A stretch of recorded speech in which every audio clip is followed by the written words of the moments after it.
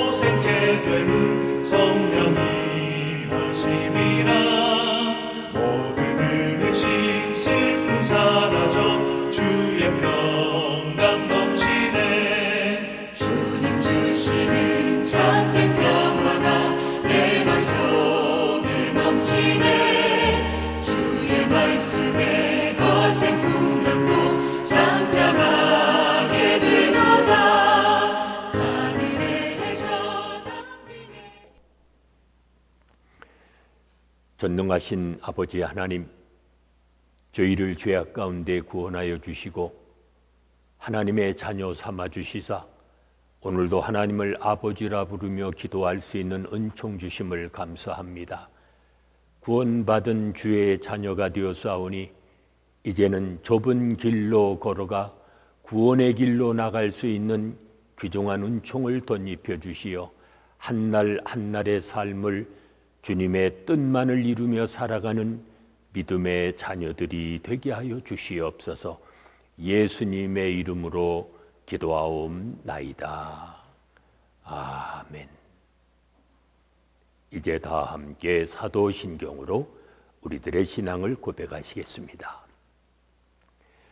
나는 전능하신 아버지 하나님, 천지의 창조주를 믿습니다. 나는 그의 유일하신 아들 우리 주 예수 그리스도를 믿습니다.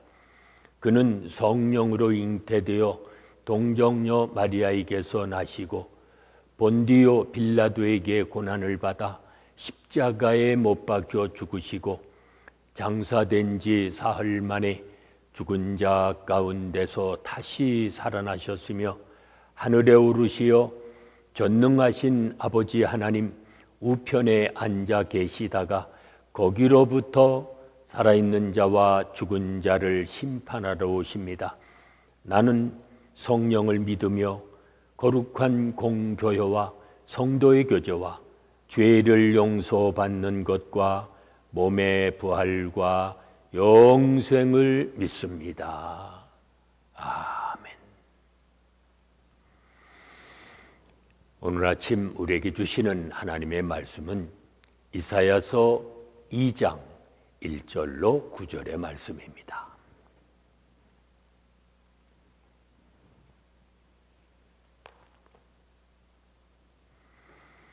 이사야서 2장 1절로 9절의 말씀 봉독합니다. 아모스의 아들 이사야가 받은 바 유다와 예루살렘에 관한 말씀이라.